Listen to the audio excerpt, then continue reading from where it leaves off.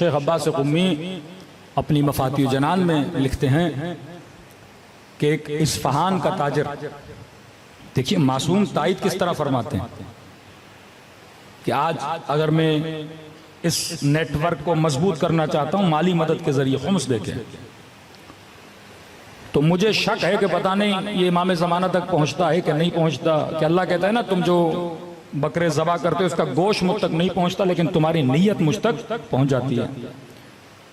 तो ये इस्फहान का ताजिर कहता है कि मैं अपना खुम्स लेके नजफ गया, तो नजफ में कुछ मराजे थे, मैंने उनको दिया। एक को मैंने मसलन 1 लाख रुपया लेगा, एक को मैंने 30,000 दिया। बसरा गया, वहां पे एक और मरजा था, मैंने उसे 30,000 और दे दिए। काजमैन गया, वहां पे एक और मरजा थे, मैंने 40,000 उनको दे दिए। काजमैन गया, मैंने ज़ियारत की इमाम मूसा काजिम की। फिर सामिरा गया, मैंने ज़ियारत की इमामैन हुमामैन की।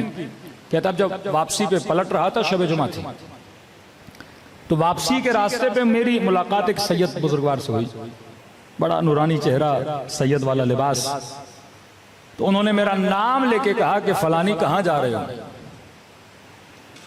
तो मैंने कहा मैंने ज़ियारत कर ली, अब लंबा सफर है, मैंने वापस ईरान जाना है।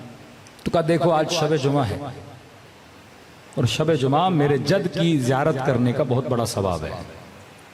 अब ये क्या समझ रहा है, कोई सैयद है तो ये सवाब मत गवाओ, ज़ियारत करो फिर जाओ। तो मैंने कहा ठीक है सैयद बुजुर्ग, अगर आप कहते हैं मैं आपके साथ, आप भी जा रहे हैं, हमें भी जा रहा हूं, हरम शब जुमा है, मेरे जद की ज़ियारत करो। कहते हैं हम के साथ चलने लगे। कहते हैं रास्ते में एक जमीन का प्लॉट था, वो किसी सैयद का था। वक्त के हाकिम ने उस प्लॉट पे रोड बनाया, कब्जा करके किसी सैयद के घर पे रोड बना दिया। हमारे मराजे का फतवा था कि क्योंकि ये मकान गस्बी है तो शिया इस जमीन से न गुजरे, क्योंकि गस्ब हो चुका है। तो जैसे वो प्लॉट आया तो मैंने उस प्लॉट से दूरी इख्तियार की। तो इन्होंने कहा कि दूर क्यों जा रहे हो? मैंने कहा महाराजे का फतवा है, यहां से नहीं गुजरना। का फतवा सही है, लेकिन क्योंकि ये हमारा ही प्लॉट है लिहाजा हम तुझे इजाजत देते हैं कि यहां से गुजरो। कहते अब भी मुझे बात समझ में नहीं आई। पहुंचे हरम में, मुझे कहा कौन सी ज़ियारतें पढ़ते हो? मैंने कहा मौला ये पढ़ता हूँ, सैयद ये पढ़ता हूँ, वो पढ़ता हूँ। उन्होंने कहा ज़ियारत अमीनुल्लाह पढ़ो, इस ज़ियारत की बड़ी फजीलत है। तो कहा मैं पढ़ता हूँ, मेरे साथ पढ़ो। कहते मैंने ज़ियारत अमीनुल्लाह पढ़ना शुरू की।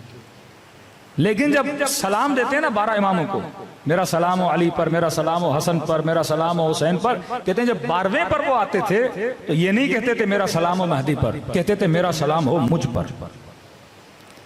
अब भी मैं नहीं समझा। फिर कहा कि ज़ियारत जामे कबीरा पढ़ी है? मैंने कहा जी। कहा इसकी बहुत फजीलत है, इसमें फज़ाइल अहले बैत अलैहिस्सलातु वस्सलाम है।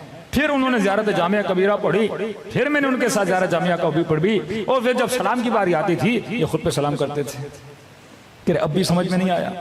नमाज पढ़ी हमने, नमाज पढ़ने के बाद जब वापसी पे चले, अब मुझसे पूछने लगे इस्फहान से आए हो? मैंने कहा जी।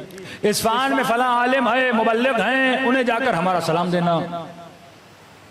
फला काम करते हो? कहा जी। अल्लाह तुम्हारे रिज़्क़ में क्या अता करे? बरकत अता करे। कहा कि आपका बहुत शुक्रिया कि आपने खुम्स अदा किया, और आपने जिन जिन को दिया आपकी अमानत हम तक पहुंच गई। और कहा ये थोड़ा सा जो तुम्हारे पास बाकी है, बसरे जाना, फला आलिम है, उसे देकर आना। अब कहता है मैं रास्ते में चल ही रहा हूं। अब कहते हैं ना जिन जिन की भी इमाम से मुलाकात हुई, उस वक्त जहन को इजाजत नहीं होती थी सोचने की कि सोचे सामने कौन है। कहते अब जब मैं सोचने लगा वाकई ये कौन है, मेरा नाम कैसे पता, मैं किस शहर से हूं, उस शहर में कौन सा आलिम है, मैंने किन किन को खुम्स दिया है, कैसे पता। कहते यहां मैंने सर उठाया तो मेरी निगाहों के सामने से इमाम ज़माना ओझल हो चुके थे। ये असहाब अहले बैत अलैहिस्सलातु वस्सलाम जिनके अकीदों को तबलीग के जरिए से अहले बैत ने इतना मजबूत किया कि जनाब सईद इब्न जुबैर का वाक़या आप सबने सुना होगा कि हज्जाज इब्न यूसुफ ने इनका गला काट दिया, लेकिन चेहरे से मुस्कुराहट नहीं गई, क्योंकि इसका अकीदा क्या था? मजबूत था। आज एक जवान जब तंगदस हो जाता है, क्या हमारे इमाम ज़माना पर अकीदा इतना मजबूत है? क्या हम जब बेराह रवी पे जाते हैं अल्लाह पे इतना भरोसा मजबूत है? ईरान का एक ड्राइवर जो कहता है मैं ट्रक चलाता था, पहले जमाने में मशहद में बर्फबारी बहुत शदीद होती थी। कह रहे मशहद से ट्रक चला के मैं तेहरान की तरफ जाना चाहता था, तो शदीद रास्ते में बर्फबारी हुई। इतनी बर्फबारी के जो गाड़ी के वाइपर थे वो भी काम करना तकरीबन छोड़ गए। मैंने अपने ट्रक को साइड पे लगाया और मैंने सोचा कि जब बर्फ थम जाएगी उसके बाद मैं रास्ते पर आगे बढ़ूंगा, लेकिन कहता नहीं, बर्फ थमने वाली नहीं थी और ज्यादा बर्फबारी शदीद हो गई। यहां तक कि मैंने नोट किया कि रास्ते पर जितनी गाड़ियां आ रही थी उन गाड़ियों ने भी आना छोड़ दिया। अब बीच सहरा में, मशहद और तेहरान का सफर बहुत लंबा है और 80% ये रास्ता सहराई रास्ता है। कहते मैंने कहा कोई बात नहीं, अभी भी कॉन्फिडेंस था कि कुछ भी नहीं होगा, बर्फबारी थम जाएगी। मैंने गाड़ी को बंद नहीं किया, कहीं ऐसा ना हो कि इंजन ठंडा पड़ जाए फिर इंजन स्टार्ट ना हो। लेकिन चंद मिनट के बाद मैंने देखा कि इंजन ने आवाजें करना शुरू कर दी, जैसे इंजन भारी हो गया है। एक बार भारी हुआ, 2 बार भारी हुआ, फिर भी मैं परेशान नहीं हुआ क्योंकि मुझे सारा मैकेनिक का काम आता था। मैंने कहा बंद भी हो गया तो मैं स्टार्ट कर लूंगा। लेकिन कहता 3-4 मरतबा इसने आवाज किया और चौथी मरतबा इंजन बंद हो गया। कह रहा अब परेशानी शुरू हो गई, खौफ शुरू हो गया कि क्या होगा मेरा। मैं जल्दी से उतरा, पाना उठाया और जहां जहां तक हो सकता था मैंने इंजन को देखा। इंजन भी सही सालिम था, हर चीज मैंने चेक की। गाड़ी को स्टार्ट करना चाहा, गाड़ी स्टार्ट नहीं हुई।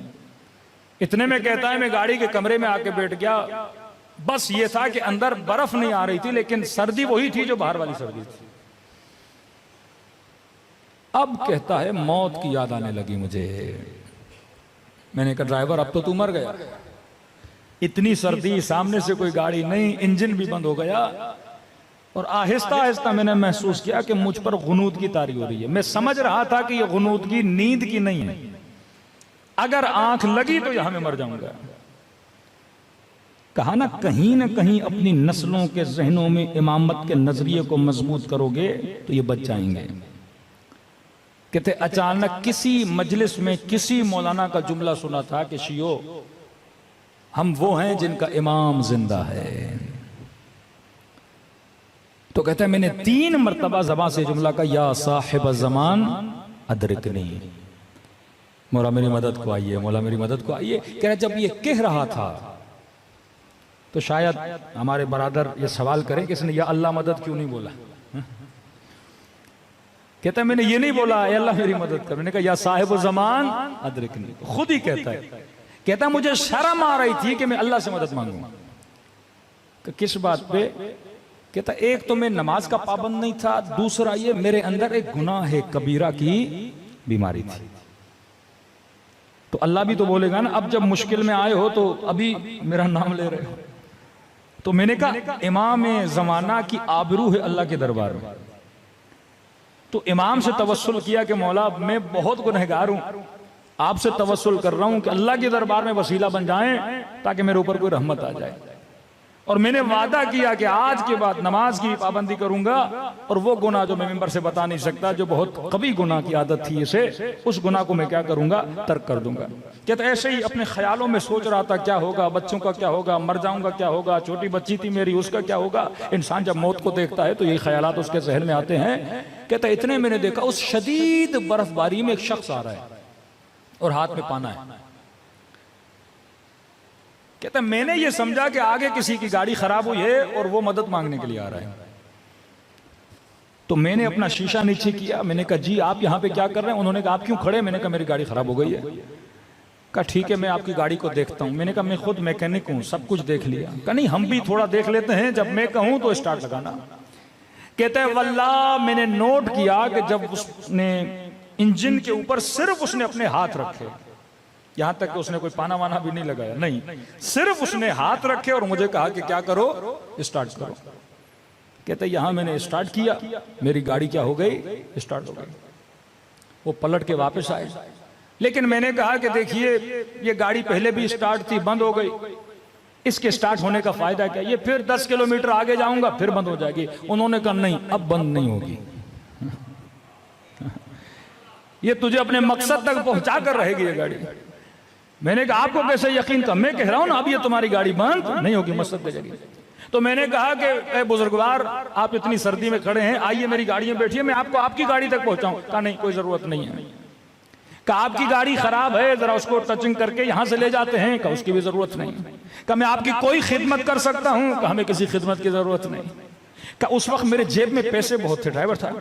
मैंने कहा आपको जितने पैसे चाहिए, जो मेरे जेब में, मैं आपको दूंगा। मैं बगैर शुक्रिया के आपको कैसे जाने दूं? आपने मेरी जान बचाई, इतनी सर्दी में अगर कोई ना होता मैं मर जाता। कहा नहीं, हमें पैसों की भी जरूरत नहीं है, अपने पैसे अपने पास रखो। मैंने कहा कुछ तो करूं मैं आपके लिए, बताइए मैं क्या कर सकता हूं आपके लिए, आपने जान बचाई है मेरी। कहा कुछ नहीं, बस जो दो वादे किए हैं ना मुझसे, उन वादों पे अमल करो। कहा बस ये कहना था।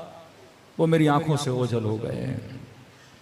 ये ड्राइवर कहता है मैं गाड़ी से उतरा, कभी इधर दौड़ूं, कभी उधर दौड़ूं, कभी गाड़ी के पीछे जाऊं, लेकिन मुझे नजर नहीं आते। कहते हैं गाड़ी स्टार्ट की, वहां से लेकर घर तक मेरे आंसू नहीं रुके कि मैं कितना बदबख्त था। मेरा इमाम ज़माना खड़ा था, लेकिन मैंने अपने इमाम ज़माना को पहचाना नहीं।